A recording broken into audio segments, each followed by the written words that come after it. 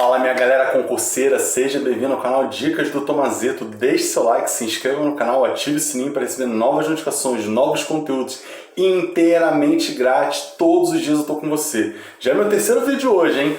11h20 da noite e logicamente eu não vou deixar de atender você que estuda comigo, Assembleia Legislativa de São Paulo. A gente vai para a quinta aula de regimento interno.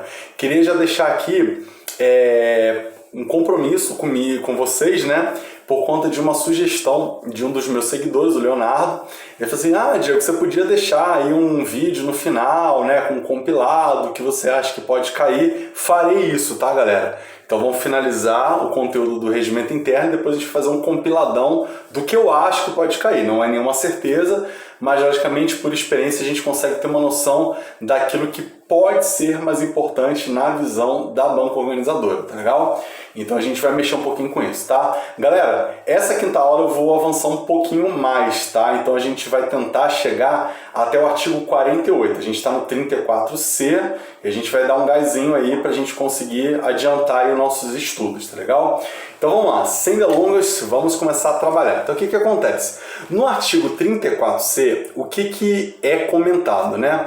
Que assim, o que acontece? A comissão finalizou o trabalho dela, então ela vai apresentar um relatório circunstanciado. Então, esse relatório vai para onde? Para a mesa, para eventuais providências, vai para o Ministério Público, para a Procuradoria Geral, vai para a Defensoria Pública, né? Para quê? Para uma eventual responsabilidade criminal, uma responsabilidade civil, tá legal? Vai também para o Poder Executivo para quê? Para providências, para alguma questão disciplinar, alguma questão administrativa, tá legal? E também vai, né, para a comissão permanente. Por quê? Porque a comissão permanente, a depender do caso, ela tem uma maior pertinência com aquela matéria, entendeu? Então, a depender da situação, chega numa investigação, cai em outra comissão que é pertinente. Então, você encaminha o processo para essa comissão para que ela continue, né, dando a devida atenção àquela matéria, tá legal? E, logicamente, você pode encaminhar esse relatório para a Comissão de Fiscalização e Controle, né, do Tribunal de Contas, né, conforme a gente já comentou,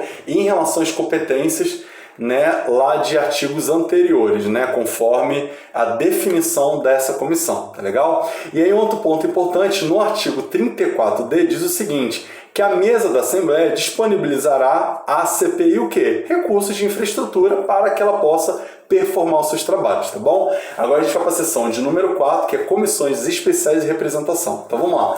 Artigo 35. Então, o que as comissões de representação fazem, né? Então, elas têm por finalidade representação. Então, vou representar a Assembleia, tá legal? Então, como elas são constituídas? Pela mesa ou pelo requerimento, anota isso, sublinha aí no teu regimento, pelo requerimento de 15 parlamentares, fechou? Como que é feita a nomeação, né, desses 15? Né? Vai ser pelo presidente, sempre respeitando, galera, é sempre a mesma coisa. Representação o quê? Proporcional, tá legal? Show de bola. E aí o que acontece? Aí depois vem um prazo, né? Então assim, as comissões elas têm um prazo de 15 dias para entregar o relatório de atividades. Fechou? Beleza. Aí no 35A ele diz o seguinte, que as comissões especiais, elas são criadas para uma matéria relevante, por isso que é especial, só que é uma matéria que não está prevista. Então se ela é relevante e não é prevista, tem que ter uma comissão para isso. É simples assim. Tá legal?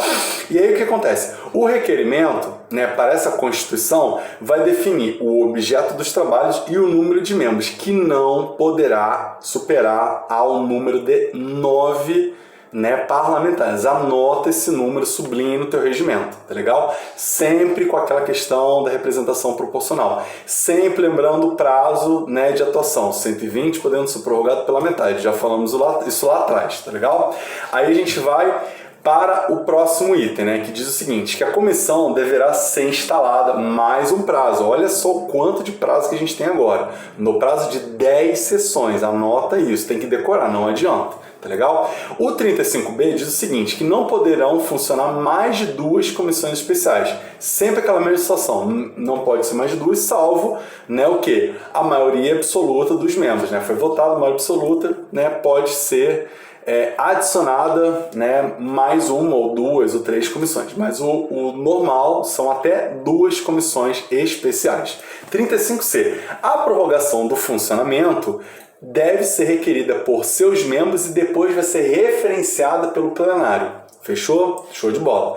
E aí, é sempre aquela questão, você vai ter a conclusão do relatório, tá? E aí, você vai ter essa conclusão mediante um projeto, de resolução. E aí, depois, já no parágrafo 2º, ele diz, né, que o que o relatório pode conter? Ele pode ser, né, o quê? Um projeto de lei, ele pode ser uma resolução ou ele pode ser um decreto legislativo. Então vamos lá, o que o relatório pode ser? Projeto de lei, resolução, decreto legislativo.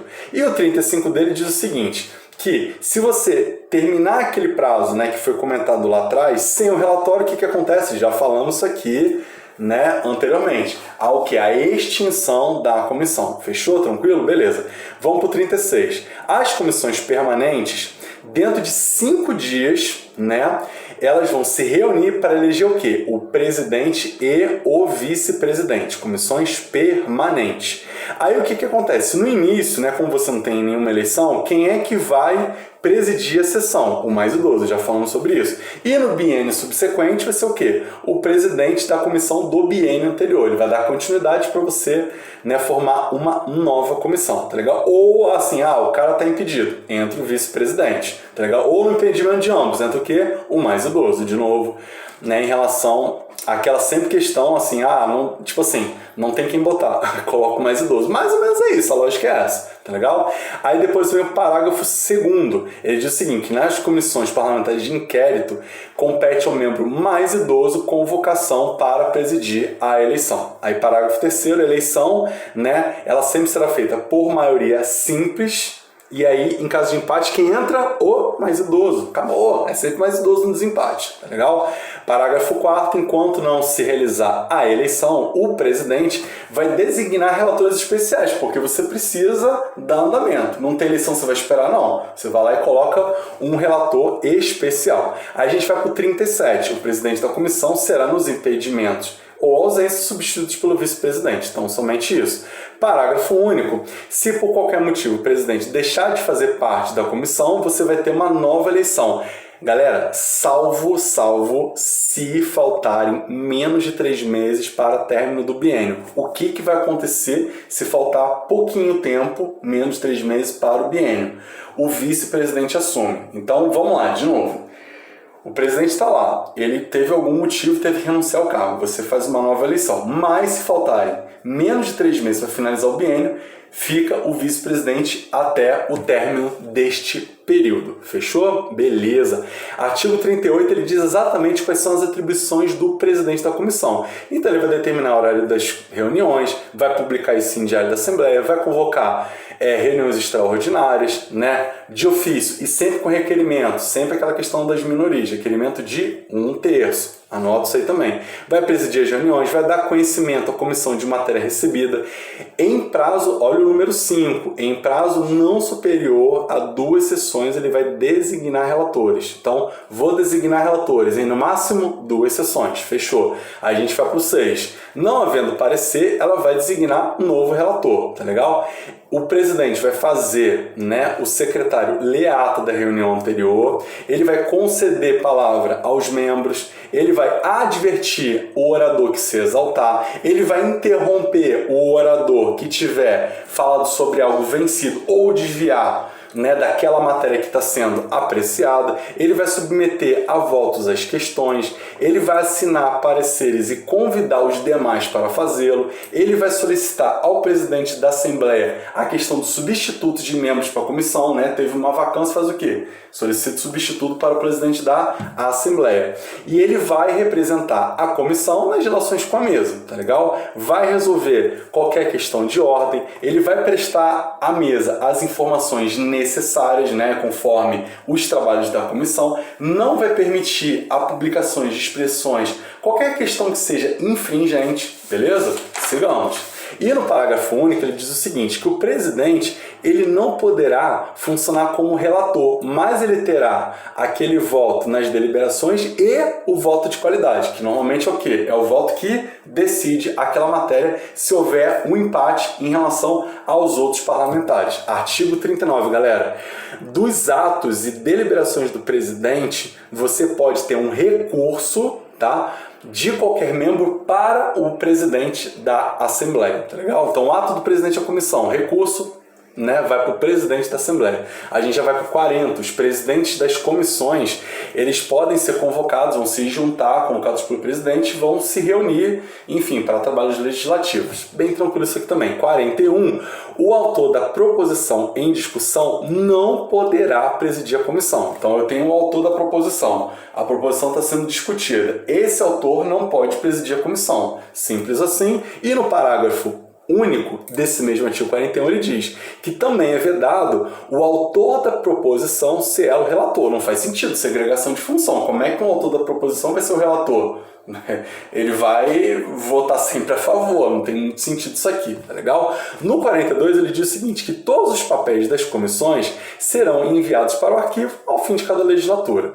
Aí a gente vai para a seção de número 6 dos impedimentos, artigo 43. Sempre que um membro da comissão não puder comparecer, ele vai comunicar ao presidente e aí haverá a convocação do substituto. O que vai acontecer na falta do substituto? O presidente vai designar um substituto eventual por indicação do líder do partido. Fechou? Só isso no impedimento. Já vamos direto para a seção 7 das vagas, artigo 44. Vamos embora.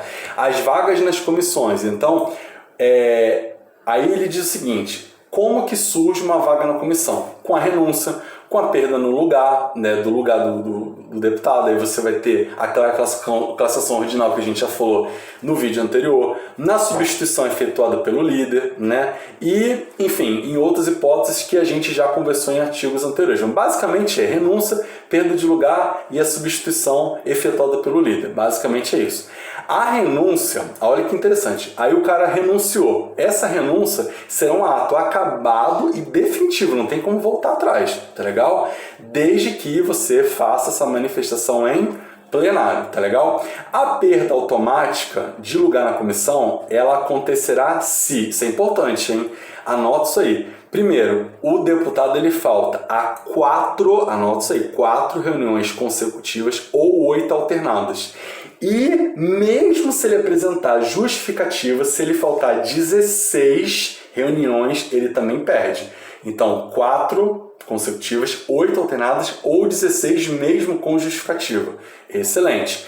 A deputada ou deputado que perdeu o seu lugar não poderá voltar no mesmo biênio, tá legal? Então, naquele biênio não pode voltar, só se passar e aí ter uma nova comissão, tá legal? A vaga na comissão será preenchida, como a gente sempre fala, nomeação do presidente. E essa vaga, ela vai ser preenchida, anota de novo, olha outro prazo, galera, 3 reuniões. Tá legal? De acordo com a indicação do líder do partido. No parágrafo 5º ele diz, se a vaga de representante, vamos lá, vamos tentar entender aqui. A vaga é representante singular do partido, só tem aquela pessoa, né, como representante no partido. Então a substituição, ela se fará de um acordo entre os líderes do partido, porque não pode ser daquele partido, então vai ser o acordo. Ah, Diego, e se não tiver o acordo, o que vai acontecer? Quem que vai decidir, meu amigo? É o presidente, simples assim, fechou? Parágrafo 6º, perderá o lugar na comissão aquele que não relatar mais um número para você anotar. Então, se você não relatar 20% das matérias que são distribuídas, você perde o lugar na comissão, tá legal? E não será, olha só, não será computado, tá? Para fins do parágrafo anterior, a matéria que o designado deixar de relatar. Ele vai fazer uma declinação. Ah, não tem como relatar, ele vai declinar, tá legal? E, logicamente, né, para isso acontecer, você não pode só dizer que você não vai declinar, você também tem que fazer a devolução física da matéria em até 24 horas, mais um prazo para você anotar. Mas tem um outro detalhe que fala o parágrafo 8º. O parlamentar ele não pode declinar mais de 20% das matérias, então é tudo 20%. Né? Ele não relatou mais 20, perdeu. Ele não pode declinar para mais de 20. Fechou? Artigo 45, galera. As comissões vão se reunir ordinariamente uma ou mais vezes por semana, tá legal? E aí você vai ter a publicação no Diário da Assembleia de maneira semanal e as reuniões extraordinárias, elas serão convocadas pelos respectivos presidentes, de ofício ou de requerimento. De quanto, galera? 1/3. Novamente, direitos das minorias. Aí vem o parágrafo 3º. As reuniões extraordinárias, tá? Elas são sempre anunciadas no diário, sempre com 24 horas de antecedência. Galera, 24 horas de antecedência vocês vão ver que é a regra das reuniões. Por que eu estou falando regra? Porque tem uma exceção, e eu vou dizer para vocês agora. Ele diz o seguinte, aí você vai lá para o parágrafo 5º, que as reuniões extraordinárias, quando for a apreciação de matéria em regime de urgência, dispensa-se as 24 horas. Fechou? Deu para entender a exceção? Tranquilo? E a gente vai para o 46, que em um recinto designado, você vai ter o quê? Com 24 horas também de antecedência, o quê? A publicação dos avisos, tá legal? Que avisos são esses? São o local e hora na qual, né, as reuniões, as comissões se reunirão. Então vamos lá, 24 horas, avisos. E nesses avisos vão conter o quê? O local e a hora onde as comissões se reunirão. O artigo 47, o que eu marquei de importante? O parágrafo 3º, que serão obrigatoriamente secretas as reuniões por perda de mandato. Aqui ele fala daquela questão de reuniões públicas, reuniões reservadas e secretas. Eu já falei isso no vídeo anterior, não é necessário repetir. Só vou colocar os detalhes que eu percebi que eu ainda não falei. E aí, o que acontece? A gente passa o parágrafo 4º, o parágrafo 5º. O parágrafo 6º, ele vai dizer assim, ó, que deliberar-se sempre nas reuniões secretas sobre a conveniência. Então, vamos lá. Primeiro, eu não vou fazer a reunião secreta. Primeiro eu vou verificar a conveniência de fazer aquela reunião secreta. Ah, beleza, faz sentido, né? Conveniente a reunião secreta. Aí eu faço essa reunião. É isso que quer dizer o parágrafo 6º. E para finalizar o nosso vídeo de hoje é o artigo 48, que as comissões não poderão se reunir, né, no período da ordem do dia. Ordem do dia é uma coisa, comissão é outra. Deu para entender, galera? O vídeo foi um pouquinho mais longo, mas vamos dar um gás aí para a gente fechar o quanto antes esse regimento interno. Tamo junto, amanhã tem mais. Um abraço, valeu, fui!